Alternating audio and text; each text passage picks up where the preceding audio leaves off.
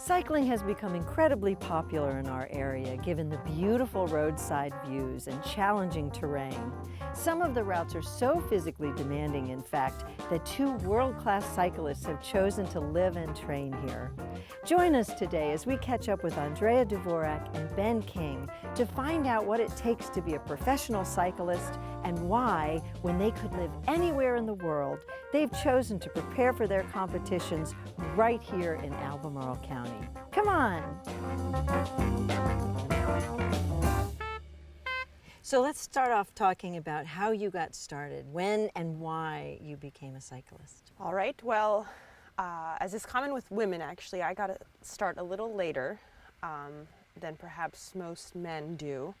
I started at the University of Virginia. I came to the school as a swimmer. I swam in high school every morning at 4:30. Ooh.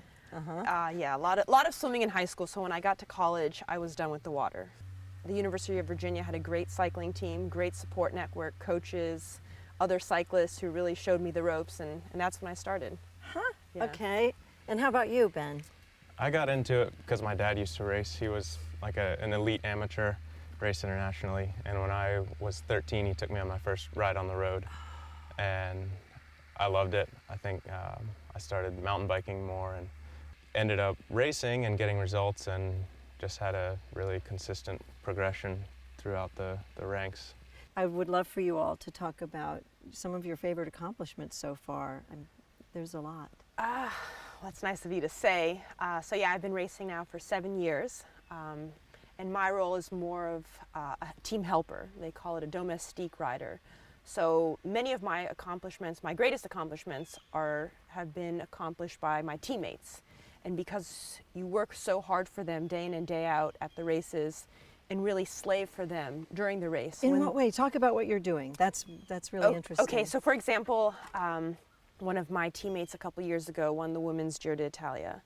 And she's a climber, and it in a couple days ended with a mountaintop finish. Okay. But there's about 120 kilometers of racing prior to those last 15, 20 kilometers where she does her thing, going uphill fast.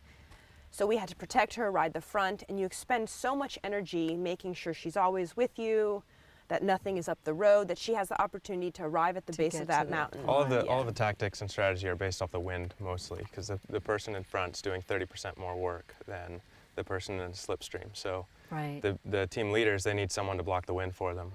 Right. Block yeah. the wind, make sure they don't fall, and so that they Get can them get water, make sure right. they have enough food, and even keep pace for the first bit of the climb. And then when it's time for her to do her thing, she takes off perhaps with the 5, 6 best riders in the race, and then all you hear is static in the radio. And you cross the finish line about 15 minutes after she finished, and you're asking, how'd you do? And she said, well, I'm in pink, I'm winning the race now. And it's moments like that all the hard work and all the suffering that you did during the race really, you feel like you're up there on the podium with her when she's Yeah. putting on her leader's jersey. But I know if people Google you online, you've got your first, second, third places Yeah. yourself. You're just being modest too, but it's very important to be a team player. You don't get to be where Andrea is without having some results of your own. Yeah, exactly. Yeah, that's Thank nice you, of you to say, Ben. Yeah, I was very close to winning national championships a couple years ago. Was second by a hair, and have put on a couple jerseys as Queen of the Mountains over the years. So yeah. That's great. Okay, Mr. Tour de France, 2014. Yeah, that and the Tour de France I just finished, but that's probably the accomplishment that I'm most proud of to this point. I jumped up to my first professional team after winning 2 junior national championships, and then in 2010 I won the criterium in the road race at the under-23 national championships, and then a month later won the professional national championships, and that's what launched me on to the next level, which is the top, world tour cycling team. So It's so exciting. Will you talk about what it takes to be a professional cyclist? So I'm talking about the schedule, the grueling schedule. How many races, how many competitions are you involved in a year? What are you eating? How are you training? There's so much that goes into it. I think one of the most challenging parts of trying to be on the top international level is just the lifestyle and the travel and being able to maintain your routine and a professional lifestyle on the road, and then you're traveling to races all over the world, and you go through so many rough patches, so many times when you miss home, and and you're not performing the way you'd want to, and if you don't push through those slumps, then it's just a downward spiral. So you just have to stay positive, stay focused, just trust in the process and all the training that you've done, and just know that eventually it's going to work itself out. So What do I you think, eat? Yeah, what do I eat? What do you Yeah, not cyclists. Yeah, what do eat? I That's not you have eat? to eat That's all a the good time, question. right? Yes, you have to eat all the time, but it has to be healthy, healthy things that actually. Quantity and quality. Yeah. Love So yeah, that. you drink, you have calories in your drinks, and then everyone has their sort of favorite foods or whatnot, gels, energy bars, Right. paninis, rice cakes, potatoes, whatever Potatoes, works. I love that. Having my potatoes on the road. That's great. Whatever the- works. The longest stages that we'll do in a race burn 5,000 to 6,000 calories. So you constantly have to. I think your body can store around 3,500 calories, and so you need to be constantly putting in. How many races are you doing a year? How many competitions are you involved in? This year I had 85 race days. Oh my word. Yeah, I think it's the a most lot. I had is about 60. It really depends on the year and how much racing I'm doing in Europe. In 2012, in the lead up to the Olympic Games, I was on the long team for the Games, and goodness, I think I flew back and forth to Europe 6 times that year and raced a lot. Now you must be excited. Let's talk about the big race that's coming, the World Championship races that's coming to Richmond. Yeah. And you're local.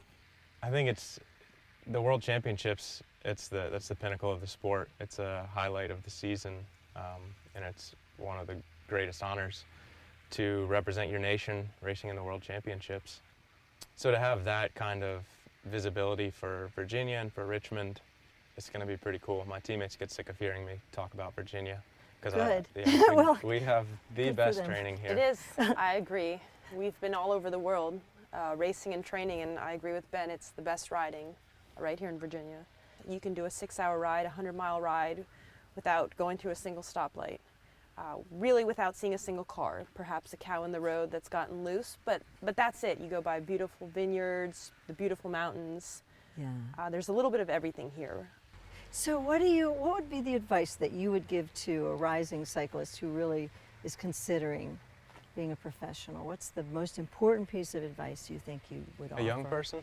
I mean, young, sure. Yeah, for a young person, I think the most important thing is just to keep it fun. Just to enjoy what you're doing and to ride as much as you can, as much as you want to. It's a ton of work, but Yeah. if you're enjoying it, then the miles pass by a lot easier. And if you're always focused on, if you're worried if it's causing anxiety about results or performance, then it's probably not where you want to end up long term anyway. So, the people who excel are the people who really have a passion for it. You'll be lining up at races in Belgium in March. It's snowing, it's cold, it's just nasty out, but you have to love it. At the end of the day, finish the race and you have to say, that was awesome. I can't wait to go out for the next one. Yeah, and you have to be I don't know not about just. that. Well, yeah. I don't think you have to love that. Those are pretty actually- miserable days. I hate those days. We have to be willing to get back on the bike the next yeah, day. exactly. I survived those days to get to days like this, riding in the mountains. I mean, what do you tell yourself to get through? I think I've hurt more in training than I have had in certain races. Huh. So I'm confident knowing that, my legs hurt, that I've actually felt that way before and not keeled over. So Yeah. it's training and kind of the mental toughness as well. It helps me just to be task oriented.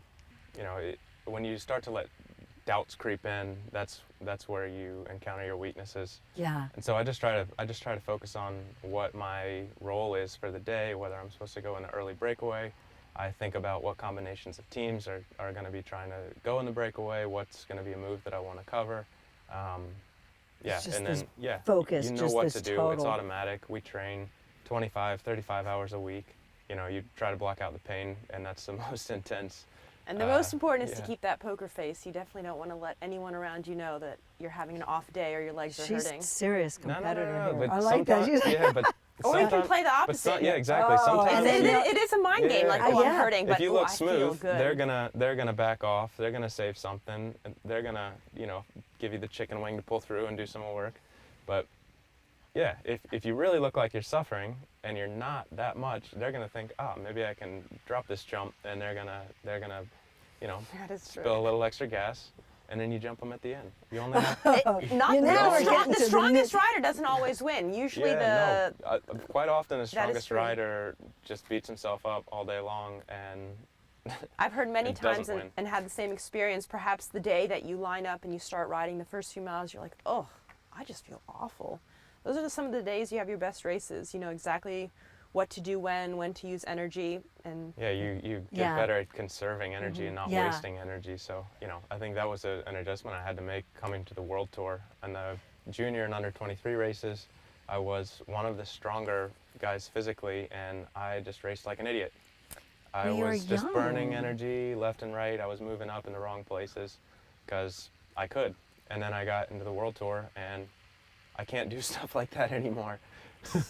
So what do you guys do for fun when you're not having fun on your bikes? That's my last question. well, we're here at Miller School. I spend a lot of time here riding with the Miller School students, riding Not the when trails. you're not riding. No bikes. When you're not riding. Is there Dre. such a thing? Gosh, the bike is an extension of my body. We ride mountain bikes. That's fun. There she goes again. Ben, what do you do for fun when you're not riding your bike? Well, that's another great thing about living in Virginia is that there's so much to do when you're not riding a bike. That's been one of the biggest lessons for me, is to balance all the hard work with proper amounts of rest and sleep and good food. Yeah, and isn't that why you all are going to cycle off to the mud house now? That is true. That is correct. That's the word, right? That's the word. Is that your serious training? Oh yeah, Is it- these are interval workouts. This is Andrea intervals. sent me a message last week asking me if I wanted to do cam intervals, and I was like, Dre, are you crazy? Well, there was I'm not gonna do there intervals. was no response initially, and I was like, oh my goodness, Ben thinks I'm nuts. Yeah. I was like, these are coffee at Mud House intervals. And I was like, oh, good, Oh, good, because I okay, really yeah. did think you were Didn't know that. nuts. Well, I won't keep you from your coffee. Thank you so much for spending Oh, our time with pleasure. me Thank you today. so much for coming out. Yeah. Good luck. All right, Thanks. thanks.